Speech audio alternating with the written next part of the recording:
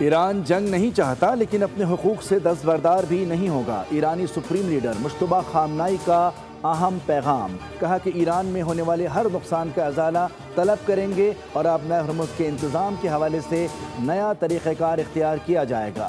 ایرانی supreme leader نے اپنی قوم کو مخاطب کرتے ہوئے کہا کہ بہادر ایرانی قوم اس میدان جنگ میں فاتح ثابت ہوئی ہے۔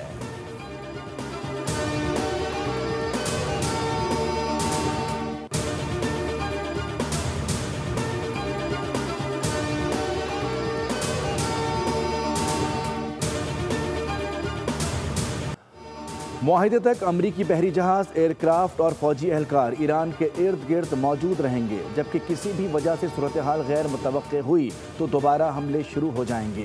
یہ حملے پہلے سے زیادہ بڑے اور طاقتور ہوں گے، جسے پہلے کبھی نہیں دیکھا گیا ہوگا۔ امریکی صدر ڈونلڈ ٹرمپ کی پھر دھمکی، کہا کہ اس بات پر پہلے ہی اتفاق ہو چکا ہے۔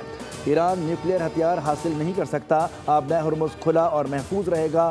ٹرمپ نے یہ بھی کہا کہ نیٹو وہاں نہیں تھا جب ہمیں اس کی ضرورت تھی، اگر ہمیں دوبارہ نیٹو کی ضرورت پڑی تب بھی یہ نہیں ہوگا۔ گرین لینڈ کو یاد رکھیں، وہ ناقص طریقے سے چلنے والا بڑا برف کا ٹکڑا ہے۔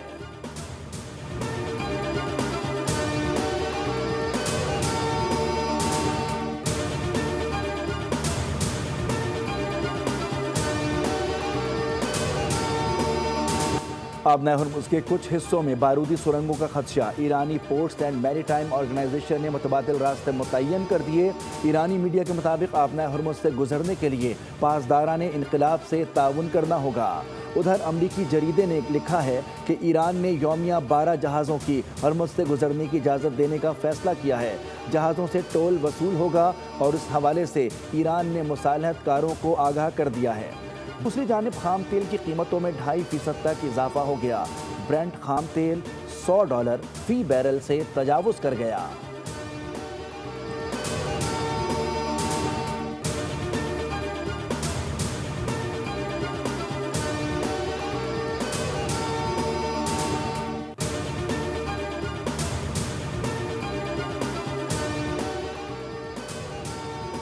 اسرائیلی وزیراعظم جنونی نیتن یاہو کا جنگ بندی سیبوتاژ کرنے کا مصروف، کہا کہ اسرائیل ایران سے دوبارہ جنگ کے لیے تیار ہے، ہمارے مزید اہداف ہیں جو معاہدے یا جنگ کے ذریعے حاصل کیے جائیں گے۔ نیتن یاہو نے کہا کہ ہماری انگلیاں ٹریگر پر ہیں اور افزودہ یورینیم ایران سے ختم کر دیا جائے گا۔ جنگ بندی اختتام نہیں بلکہ مزید کارروائیوں کا آغاز ہے۔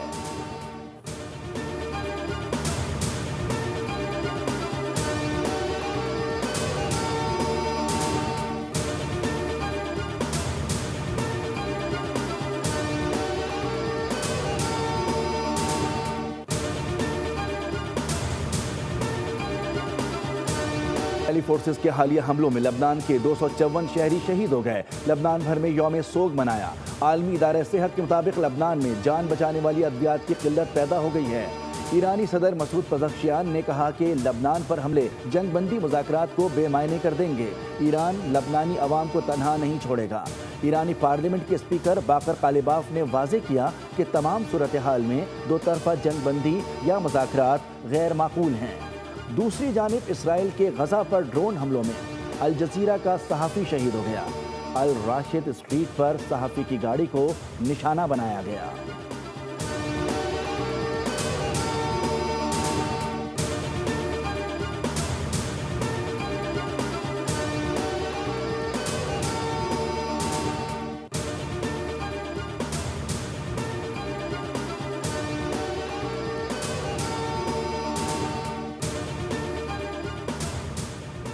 لبنان کے وزیراعظم نواف سلام کی اسرائیلی حملوں کو فوری ختم کرنے کے لیے پاکستان سے تعاون کی درخواست۔ ٹیلی فونک رابطے میں وزیراعظم شہباز شریف کی لبنان کے خلاف اسرائیل کی جاری جارحیت کی شدید مذمت، قیمتی جانوں کے ضیاع پر دکھ کا اظہار کیا۔ وزیراعظم نے کہا کہ پاکستان علاقائی امن کے لیے مخلصانہ کوششوں میں مصروف ہے۔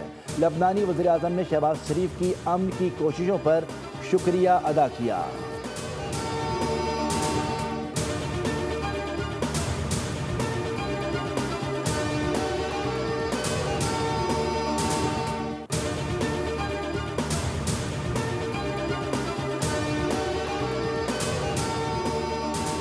ایران کل رات جنگ بندی کی خلاف ورزی کا جواب دینے والا تھا لیکن پاکستان کی مداخلت پر رکا۔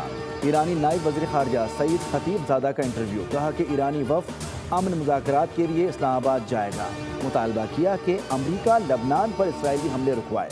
خطے کے امن میں لبنان کا شامل ہونا ضروری ہے، آنے والے گھنٹے بہت اہم ہیں۔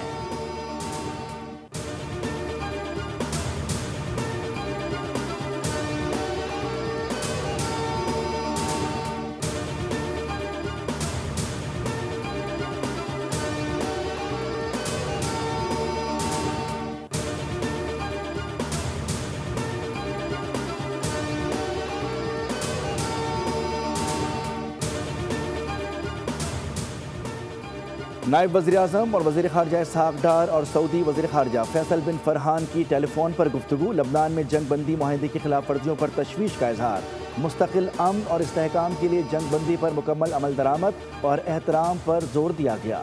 اسحاق ڈار نے پاکستانی کوششوں کی مسلسل حمایت پر سعودی ہم منصب کا شکریہ ادا کیا۔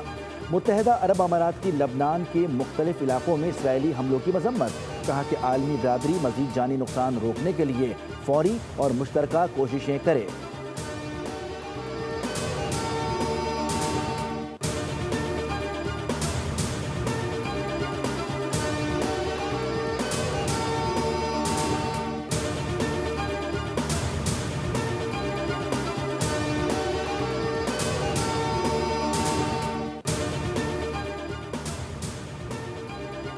وفاقی وزیر داخلہ محسن نقوی سے اسلام آباد میں امریکی سفیر نیتلی بیکر کی ملاقات، مشرق وسطی کی موجودہ صورتحال اور جنگ بندی کے اقدامات پر تفصیلی بات چیت کی گئی۔ ملاقات میں پاکستان کے مضبوط سفارتی کردار کو سراہا گیا۔ اسلام آباد میں ہونے والے اعلیٰ سطحی اجلاس کے اور مذاکرات کے انتظامات پر بھی تبادلہ خیال ہوا۔ وفاقی وزیر داخلہ محسن نقوی نے کہا کہ امریکی نائب صدر J D Vance, Steve Witkoff اور کرشنر ہمارے خصوصی مہمان ہوں گے۔ تمام غیر ملکی مہمانوں کو ہر لحاظ سے فل پروف سیکیورٹی فراہمی کا جامع پلان مرتب کیا ہے۔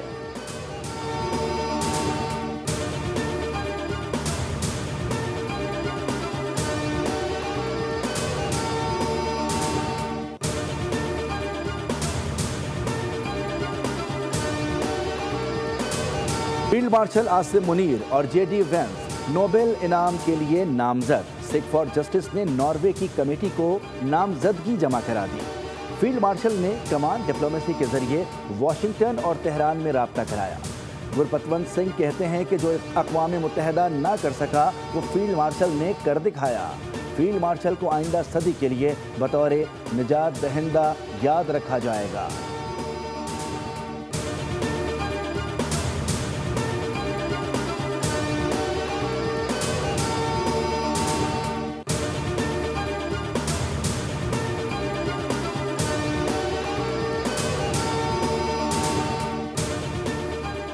مودی پاکستان کو تنہا کرنا چاہتا تھا مگر وہ خود تنہا ہو گیا۔ بھارت نے پاکستان کی ثالثی کو نظر انداز کر کے خود کو سفارتی طور پر کمزور کیا۔ بی بی سی رپورٹ کے مطابق عالمی بحران میں پاکستان فعال اور بھارت غیر مؤثر کردار میں دکھائی دیا۔ پاکستان نے امریکہ، ایران، چین کا اعتماد حاصل کیا۔ بھارت نے جنگ بندی کا خیر مقدم کیا مگر پاکستان کا نام نہ لیا۔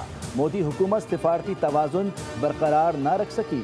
دنیا بھر کے رہنما پاکستان کی ثالثی کی کوششوں کو سراہ رہے ہیں، جبکہ بھارت کی وزارت خارجہ نے مکمل خاموشی اختیار کی ہے۔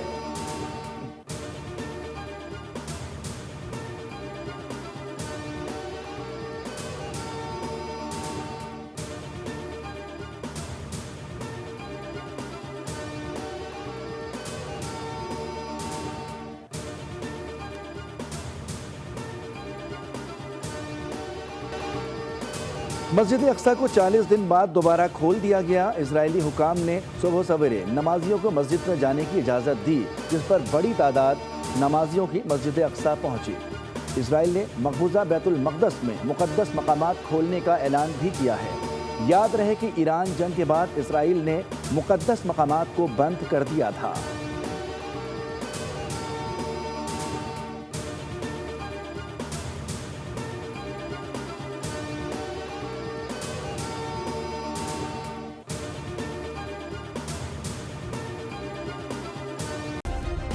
سبسکرائب کریں اور بیل دبائیں تاکہ کوئی خبر رہ نہ جائے۔